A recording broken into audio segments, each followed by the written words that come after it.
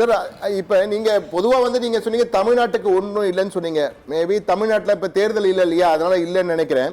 பீகார்ல இந்த ஆண்டு கடைசியில தேர்தல் வரப்போகுது, டெல்லி தேர்தல் அடுத்த வாரம் வரப்போகுது. எனவே இதனால ஒருவேளை பீகாருக்கு முக்கியத்துவம் கொடுத்ததுக்கு அது காரணம் என்ன? கடந்த ஆண்டு இடைநிலை பட்ஜெட், இடைக்கால பட்ஜெட் பார்த்தீங்கன்னா ஆந்திராவுக்கும் பீகாருக்கும் அள்ளி கொடுத்தாங்க, ஏன்னா அவங்களுடைய ஆதரவு தேவைப்பட்டது. இப்ப தேர்தல் காலமாக பீகார்ல இருப்பதால ஒருவேளை அவங்களுக்கு இப்படி கொடுத்திருப்பாங்க நினைக்கிறேன். தமிழ்நாட்டுக்கு அவங்க கடந்த முறை இந்த இதே கேள்வி, இந்த குற்றச்சாட்டு கடந்த முறை வைக்கப்பட்டது, தமிழ்நாட்டுக்கு எதுவுமே ஒதுக்கலன்னு சொல்லிட்டு. அப்ப என்ன சொன்னாங்க, தமிழ்நாடு இந்தியாவின் ஒரு அங்கம் தானே, இந்த அறிவிப்புகள் எல்லாமே தமிழ்நாட்டுக்கு உண்டு, தமிழ்நாட்டு மக்களுக்கும் இந்த அறிவிப்புகள் உண்டு இல்லையா அப்படின்றத பதில தான் கொடுத்தாங்க அவங்க.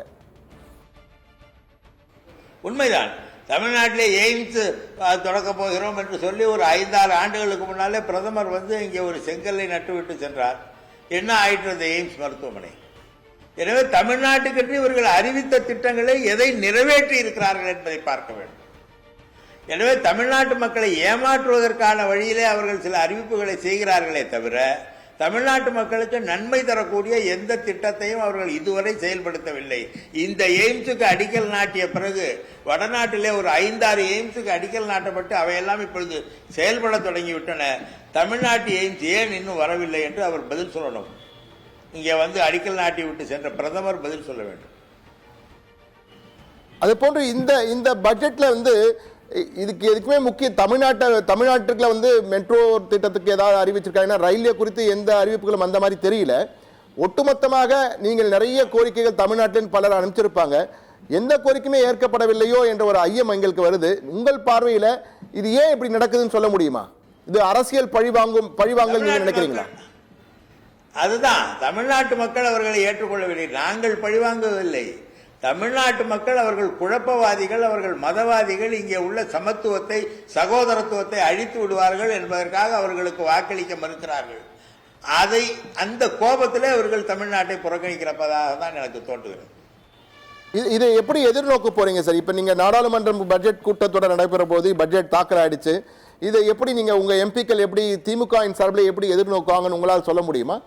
கட்டாயமாக நான் இப்பொழுது எழுப்பிய கேள்விகள் எல்லாம் அவர்கள் நாடாளுமன்றத்தில் எழுப்பி அதற்குரிய பதிலை ஒன்றிய அரசு தர வேண்டும், நிதியமைச்சர் தர வேண்டும் என்று வலியுறுத்துவார்கள். அதே மாதிரி இப்ப நம்ம தமிழ்நாட்டுக்கு சொல்லுங்க சார், சொல்லுங்க, எந்த நல்ல திட்டத்தை வழங்கவில்லை என்பதையும் எடுத்து சொல்வார்கள்.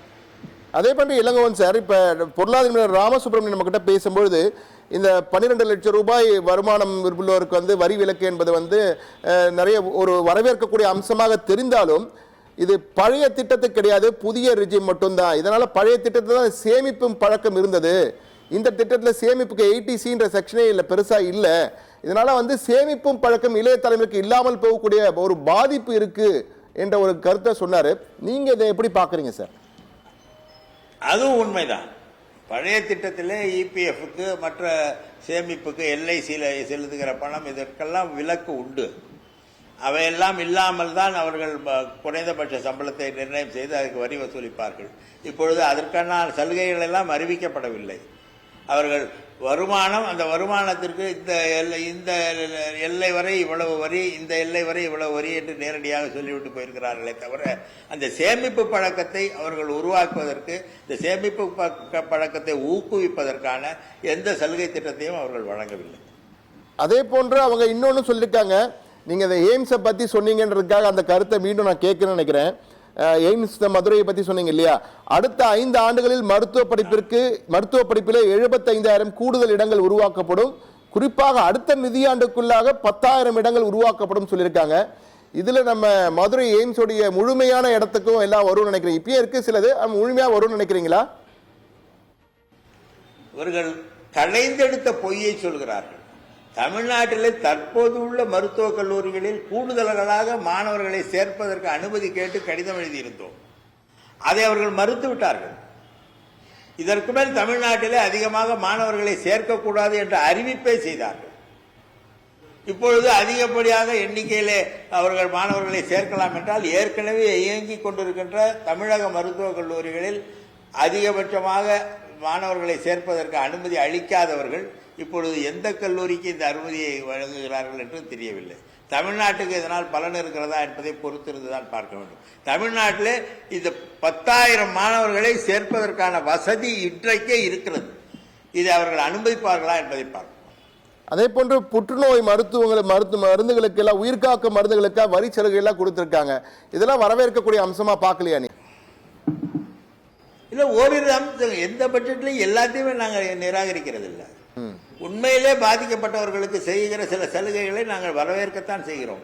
ஆனால் ஒட்டுமொத்தமாக இதற்கு பெரிய அளவிலே பலன் தருமா என்பதை தான் பார்ப்போம். ஒரு நிதிநிலை அறிக்கை என்பது மக்களின் நாட்டின் வளர்ச்சி மட்டுமல்ல, பொருளாதார வளர்ச்சி மட்டுமல்ல, அன்றாட மக்களின் அன்றாட வாழ்வியலிலே அவர்களுக்கு ஒரு வலிமை தர வேண்டும், அவர்களுக்கு ஒரு பாதுகாப்பு தர வேண்டும் என்ற நிலையிலும் நாங்கள் பார்க்கிறோம். ஏனென்றால் இந்தியா என்பது 142 கோடி பேர் மக்கள் தொகை உள்ள நாடு. ஏறத்தாழ இந்த 142 பேரில் 70% மக்கள் ஏழைகள். அவர்களுக்கான திட்டங்கள் என்ன இருக்கிறது என்று பார்த்து அதன் அடிப்படையிலே தான் நாங்கள் இந்த நிதிநிலை அறிக்கையை பாராட்டுவதும் அதை விமர்சிப்பதும் வைத்திருக்கிறோம். நிச்சயமா இளங்கோவன், என்னுடைய கடைசி கேள்வியா உங்களிடம், ஒட்டுமொத்தமாக உங்கள் பார்வையில், திமுகவின் பார்வையில் இந்த பட்ஜெட் எப்படி இருந்தது? இந்த பட்ஜெட் எந்த வகையில் நன்மை செய்யும் என்று எனக்கு தெரியவில்லை. ஏனென்றால் இந்த பட்ஜெட்டிலே பரவலாக எல்லா மாநிலங்களிலும் வளர்ச்சியை அடிப்படையாக கொண்ட எந்த திட்டமும் இல்லை. குறைந்தபட்சமாக அவர்கள் வாக்குறுதி அளித்தபடி வேளாண் விளைபொருட்களுக்கு 150% அடிப்படை ஆதார விலை வழங்கப்படும் என்று சொன்னார்கள். 2019 சொன்னார்கள். அந்த அறிவிப்பு கூட இந்த பட்ஜெட்டிலே இல்லை. விவசாயிகள் போராடி கொண்டிருக்கிறார்கள். அடிப்படை ஆதார விலையை நிர்ணயிங்கள், விவசாயிகளுக்கு நன்மை செய்வதாக சொன்ன இவர்களுடைய வாக்குறுதியை பற்றி விவசாயிகள் கேள்வி கேட்டால் பதில் சொல்லாமல் இருக்கிறார்கள் அல்லவா? குறைந்தபட்சம் அதற்காக அவர்கள் பதில் சொல்ல வேண்டும்.